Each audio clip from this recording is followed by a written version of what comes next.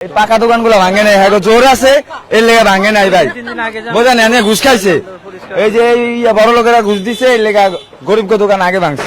আগে কিন্তু ওটি ভাঙার দরকার, আমার হোটেলের একটা মাল চাবা না ভাই, দায়ী করতে পারি না, সব একবারে চাবা বানাইছে ভাই।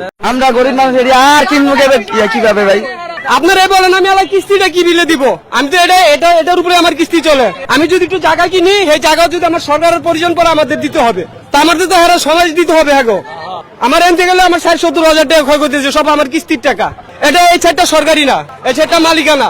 এই যে বান্ধা দেখেন, এই রুটটা দেখেন, এটা বাঁধ ছিল আমাদের, এই বান্ধের ভিতরে রুট গেছে, তো সরকারের পরিজন পর্ষদ থেকে আমাদের জায়গার ভিতরে তো বান্ধের রুট নিছে হারা। না আমরা শুরুতে জানি না, যে সকালে যে হারা আছে এরা তো বলতে পারতো যে আপনার মাছ মানে যে প্রতিটি টাকার মাছ মানে ফসল থাকতো, এই ফসলের মাছ মানে এদিকে আরো জরিমানা দিবে 1 টাকা।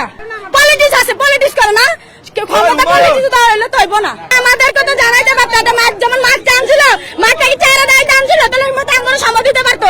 এরা যেমন 1 ঘন্টা 2 ঘন্টা হইতে পারছে, তার সঙ্গে তারা সময় দিতে পারতো যে এমন অবস্থা আপনার 2 ঘন্টার ভিতরে মাছটা সরাইলাম, তাহলে আমরা তো ফসলের মাছ মানে সরাইতে পারলে টিন যায়, এটা তো পুরান টিন যাইতো না, তাই এরা তো সময়টা দিল না। বিল্ডিং যেটা আছে এটা না নিতে পারতো না, এটা তো বাংলা যেটা আর নিলে ওইটাই এই বাঙ্গিয়ে নিতে হইব।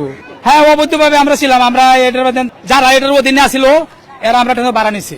এসব দোকানে তো মালিক আছে, আমরা তো ভাড়াটিয়া।